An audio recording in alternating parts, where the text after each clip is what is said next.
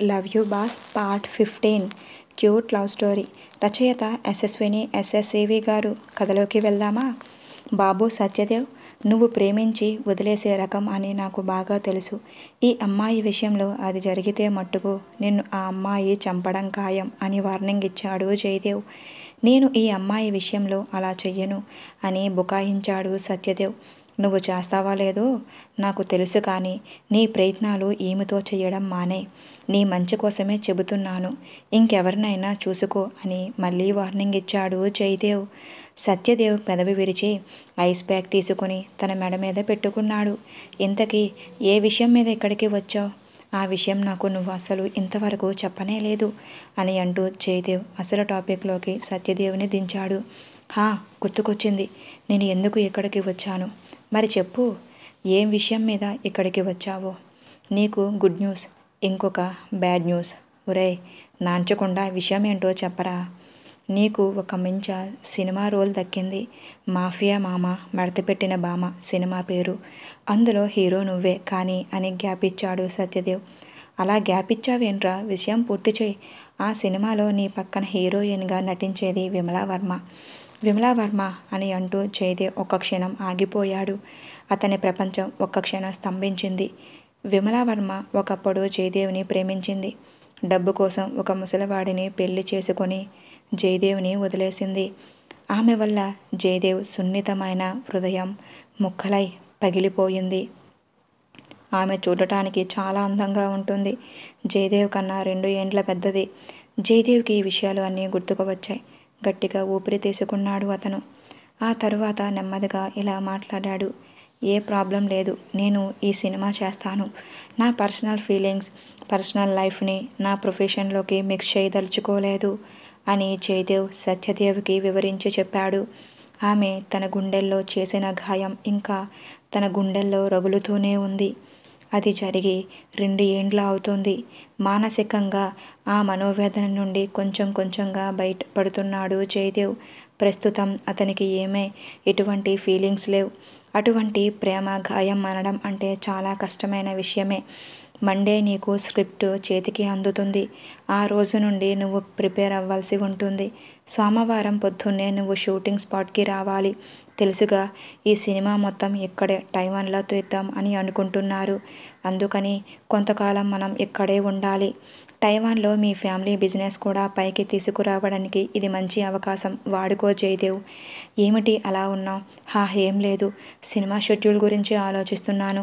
సరే, నాకు లేట్ అవుతుంది, నేను వెళ్ళాలి అని చెప్పి తను కూర్చున్న సోఫాలోండి లేవబోయాడు సత్యదేవ్. అమ్మా, నా వీపు విరిగిపోయి నా నొప్పి పుడుతుంది అమ్మా అని అరుస్తూ లేచాడు సత్యదేవ్. చేతుల్లో ఉన్న ఐస్ ప్యాక్ టేబుల్ పైన పెడుతూ సత్యదేవ్ అరుపు విని నిహారిక బెడ్రూమ్లో నుండి బయటికి వచ్చింది. అయ్యో, దెబ్బలు బాగా తగిలినట్టుగా ఉన్నాయి అని సత్యదేవ్ వెనుక నుండి అన్నది. పర్లేదు, నేను బాగానే ఉన్నాను అన్నాడు సత్యదేవ్. ఆమె ఎదురుగా ఏ నొప్పి లేనట్టు నటిస్తూ వెన్నెముక నిఠారుగా నిలబెట్టి నిల్చున్నాడు. నమ్రత రాగానే వీడి నొప్పి తగ్గిపోయిందా? ఎంత చెప్పినా నమ్రతకు లైన్ వేద్దామని చూస్తున్నాడా అని తన మనస్సులో అనుకోసాగాడు జయదేవ్. నమ్రత, ఇదంతా క్లీన్ చేయి. సత్యదేవ్ని పంపించి నేను వస్తాను. అలాగే జయదేవ్ గారు, నేను ఇదంతా క్లీన్ చేస్తాను. బాయ్ నమ్రత, గుడ్ నైట్ అని చెబుతూ చెయ్యి ఊపాడు సత్యదేవ్. మొహంపై చిరునవ్వు తెచ్చుకొని, చూసింది చాలు, వెళ్దాం పద అని సత్యదేవ్ వీపు మీద చెయ్యి వేసి తీసుకువెళ్తున్నాడు జయదేవ్. సత్యదేవ్ మాత్రం వెనక్కి తిరిగి మరీ నిహారికకు సైడ్ కొడుతున్నాడు. సరసాలాడింది చాలు, ఇక ముందుకు పద, అర్జెంటుగా వెళ్ళాలి, పని ఉంది అన్నావు కదా అంటూ జయదేవ్ సత్యదేవ్ని భుజం మీద చెయ్యి వేసి తీసుకువెళ్తున్నాడు. నిజమే, నాకు చాలా పని ఉంది అని అంటూ ముందుకు కదిలాడు సత్యదేవ్. ఆ తరువాత సత్యదేవ్ కారు రోడ్డుపైన దూసుకుపోయింది. సత్యదేవ్ని పంపేసి జయదేవ్ ఇంట్లోకి వెనక్కు రాగానే నిహారిక గుమ్మం దగ్గర తలదించుకొని నిలబడి ఉంది. జయదేవ్ గారు, నన్ను క్షమించండి. అతను ఒక దొంగ అనుకున్నాను. మీకేమైనా ప్రమాదం తలపెడతాడేమో అన్న ఉద్దేశంతో అతన్ని కొట్టాను తప్ప నాకు వేరే ఉద్దేశం లేదు. మిమ్మల్ని రక్షించాలి అన్న ఉద్దేశమే నాది. అతను మీ ఫ్రెండ్ అని నాకు అస్సలు తెలియదు అని తలదించుకొని చెప్పింది నిహారిక. నమ్రత, హే, నువ్వు ఆ విషయంలో ఫీల్ అవ్వకు. వాడు ఇప్పుడు బాగానే ఉన్నాడులే అని నిహారికకు వివరించాడు జయదేవ్. నేను చేసిన తప్పుకి నన్ను ఇప్పుడు ఇంటి నుండి బయటకు గెంటేస్తారా అని దీనంగా అమాయకంగా మొహం పెట్టి అన్నది ఆమె. నువ్వు ఇంకా చాలా చిన్నపిల్లవి. నా ఇష్టంతోనే నువ్వు ఇక్కడ ఉన్నావు. సత్యని కొట్టావని నిన్ను నేను ఇంట్లో నుండి గెంటయ్యను, సరేనా? వాడు బాగానే ఉన్నాడు అని జయదేవ్ సమాధానం ఇచ్చేసరికి నిహారిక బిగపట్టిన ఊపిరి విడిచింది సంతోషంతో. భగవంతుడా, నేను చేసిన పనికి నన్ను బయటికి తరిమేస్తారేమో అని అనుకున్నాను. చూస్తుంటే జయదేవ్ గారు చాలా మంచి వ్యక్తిలాగా ఉన్నారు అని తన మనసులో అనుకుంది నిహారిక. జయదేవ్ ఆమె దించుకున్న తలను ఆమె గడ్డం పట్టుకొని పైకెత్తి ఆమె కళ్ళలోకి చూస్తూ ఇలా అన్నాడు. నమ్రత, ఆ పగిలిపోయిన గాజు పెంకులు క్లీన్ చేయడంలో నేను నీకు సహాయం చేస్తాను రా అని తాను ఆమెకు సహాయం చేయడానికి రెడీ అన్నట్టుగా చెప్పాడు జయదేవ్ నవ్వుతూ. ఇదేంటి నా గడ్డం అలా పట్టుకున్నాడు? నిహారిక, ఎక్కువ ఆలోచించొద్దు. జయదేవ్ నిన్ను బాగా చూసుకుంటున్నాడు. నేను సరిగా చూసుకోకపోతే అతని చెల్లెల కావ్య తనను అన్నలా చూడదు అన్న ఉద్దేశం అయి ఉంటుంది అతనిది అని తన మనస్సులో అనుకుంటూ పగిలిన గాజు ముక్కలని క్లీన్ చేస్తూ జయదేవ్కి హెల్ప్ చేస్తుంది నిహారిక. ఏదో ఇలా ఆలోచనలో పరధ్యానంగా ఉండేసరికి గాజు పెంకుల వల్ల ఆమె చెయ్యం కొంచెం డీప్గా కట్ అయి రక్తం బయటకు వచ్చింది. అమ్మా అంటూ పెద్దగా అరిచింది నిహారిక. పాపం, తనకి ఇలాంటి పనులు అలవాటు లేవు. ఇలాంటి పనులు ఇంతకు మునుపు ఎప్పుడూ ఆమె చేసని ఎరగదు. ఏమైంది నమ్రత అంటూ జయదేవ్ ఆమె దగ్గరికి వచ్చి ఆమె చేతిని చూశాడు. ఏమిటి ఇంతలా నీ వేలు తెగింది? రా నాతో పాటు అని ఆమె చేతిని పట్టుకుని వాష్ బేసిన్ దగ్గరికి తీసుకువెళ్ళాడు. మీరు అనవసరంగా కంగారు పడుతున్నట్టుగా ఉన్నారు. ఇదేమీ పెద్ద గాయం కాదు, తొందరగానే తగ్గిపోతుంది అని అంది నిహారిక. నమ్రత, ఏమంటున్నావు నువ్వు? నీకు గాజు పెంకు తెగింది. అదేమన్నా ఇన్ఫెక్షన్ అయితే చాలా పెద్ద ప్రమాదం అవుతుంది. రా కడుగుతాను. దీనికి సరైన ట్రీట్మెంట్ ఇవ్వకపోతే చాలా పెద్ద ప్రాబ్లం అవుతుంది అని చెప్పి ఆమె చేతిని షింక్లో పెట్టి కడుగుతున్నాడు జయదేవ్.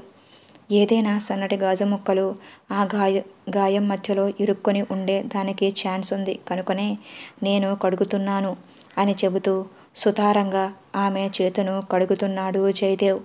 నిహారిక ఏదో ఆలోచనలో జయదేవ్ వంకలానే చూడసాగింది. జయదేవ్ కేవలం అందగాడే కాదు, చాలా మంచి లక్షణాలు ఉన్న వ్యక్తి. నేనంటే చాలా కేర్ తీసుకుంటున్నాడు. అంత చిన్న పిల్లవాడు లక్షణాలే. ఇతని గర్ల్ ఫ్రెండ్ ఎవరో కానీ ఆమె చాలా అదృష్టవంతురాలు. ఎవరో ఆ అమ్మాయి చేసుకోబోయేది. ఆ అమ్మాయి చాలా సుఖపడుతుంది అని తన మనస్సులో అనుకోసాగింది నిహారిక. అలా మనసులో ఆలోచించుకుంటూ జయదేవ్ వంకే అలాదోలా చూస్తుంది. జయదేవ్ ఆమె తన సైడ్ చూడటం గమనించాడు. ఏమిటలా రెప్పార్పకుండా నన్నే చూస్తున్నావు అని సందేహంగా ఆమెను అడిగాడు జయదేవ్. ఆ మాటలకు నిహారిక ఒక్కసారిగా తేరుకుంది. హా, ఏమన్నారు? ఆమె మాటకు జయదేవ్ పెదవి విరిచి, ఏమి నాతో ప్రేమలా పడిపోయావా ఏంటి అని నవ్వుతూ జోవియల్గా అన్నాడు జయదేవ్.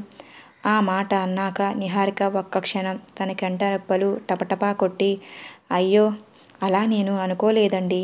మీరు నా మంచి అన్నయ్య అని అనుకుంటున్నాను. నేను మా అమ్మా నాన్నకు ఒక్కరే కూతుర్ని.